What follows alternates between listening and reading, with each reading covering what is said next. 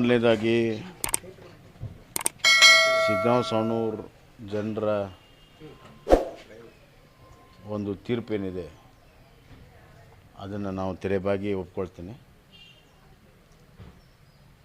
ಅವರ ತೀರ್ಪನ್ನು ನಾನು ಗೌರವಿಸ್ತೇನೆ, ಸ್ವೀಕಾರ ಮಾಡ್ತೀನಿ.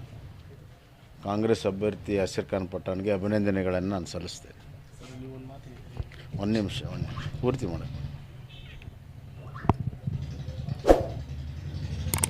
ಅಲ್ಲಿಯ ಜನಸ್ಪಂದನೆ ನೋಡಿದಾಗ ನಮಗೆ ಗೆಲ್ಲುವಂಥ ವಿಶ್ವಾಸ ಇತ್ತು. ಆದರೆ ವಿಪರೀತವಾಗಿರುವಂಥ ಹಣದ ಹೊಳೆಯನ್ನು 2 ದಿವಸ ಹರಿಸಿ ಇವತ್ತು ಗೆಲುವನ್ನು ಸಾಧಿಸ್ಕೊಂಡಿದ್ದಾರೆ. ಅದೇನೇ ಆಗಲಿ, ಈಗ ಸರ್ಕಾರದ ಅವ್ರದ್ದೇ ಇದೆ. ಆಡಳಿತ ಪಕ್ಷದ ಶಾಸಕರು ಜನ ಆಯ್ಕೆ ಮಾಡಿದ್ದಾರೆ. ಶಿಗ್ಗಾಂವ್ ಸವಣೂರು ಕ್ಷೇತ್ರ ಸಾಕಷ್ಟು ಅಭಿವೃದ್ಧಿಯನ್ನು ಮಾಡಿದ್ದೀವಿ. ಆ ಅಭಿವೃದ್ಧಿಯ ಒಂದು ಪರ್ವ ಮುಂದುವರಿಲಿ ಅಂತ ನಾನು ಹಾರೈಕೆ ಮಾಡ್ತೀನಿ.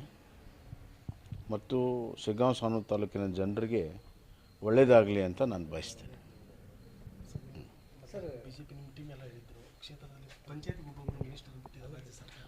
ಅದೆಲ್ಲ ಗೊತ್ತಾಗಿದೆಯಲ್ಲ. ಈಗ ಸುಮಾರು 10 ಜನ ಸಚಿವರು, 40ಕ್ಕಿಂತ ಹೆಚ್ಚು MLAಗಳು, ಮಾಜಿ MLAಗಳು ಎಲ್ಲರೂ ಬಂದು ಕನಸ್ತಾರೆ. ಅದಕ್ಕೆ ನೀವು ಕೂಡ ಹೇಳಿದ್ರಲ್ಲ ಬೊಮ್ಮಾಯಿ ವರ್ಸಸ್ ಸರ್ಕಾರ ಅಂತ.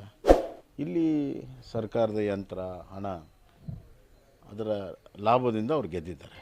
ಸರ್, ಮಹಾರಾಷ್ಟ್ರ ಮತ್ತು ಮಹಾರಾಷ್ಟ್ರದಲ್ಲಿ ಬಿಜೆಪಿ ಭರ್ಜರಿ ಇದು ಮಾಡಿದೆ ಸರ್. ಅಂದರೆ ಮಾಹಿತಿ ಮಹಾರಾಷ್ಟ್ರದಲ್ಲಿ ನಿರೀಕ್ಷೆಯಂತೆ BJP ನೇತೃತ್ವದ ಮಹಾಯುತಿ ಅಬ್ಸಲ್ಯೂಟ್ ಮೆಜಾರಿಟಿಗಿಂತ ಹೆಚ್ಚು 2/3 ಮೆಜಾರಿಟಿ ಹತ್ರ ಇವತ್ತು ಗೆಲ್ತಾ ಇದೆ. ನಮ್ಮ ಪ್ರಧಾನಮಂತ್ರಿಗಳ ನರೇಂದ್ರ ಮೋದಿ ಅವರ ನೇತೃತ್ವ ಮತ್ತು ಮಹಾರಾಷ್ಟ್ರದಲ್ಲಿ 3 ಪಕ್ಷಗಳಲ್ಲಿರುವಂಥ ಒಕ್ಕಟ್ಟು, ಪ್ರತಿಯೊಬ್ಬರು ತಮ್ಮ ಓಟುಗಳನ್ನು ಟ್ರಾನ್ಸ್ಫರ್ ಮಾಡೋ ಮುಖಾಂತರ ಏನೋ ಒಂದು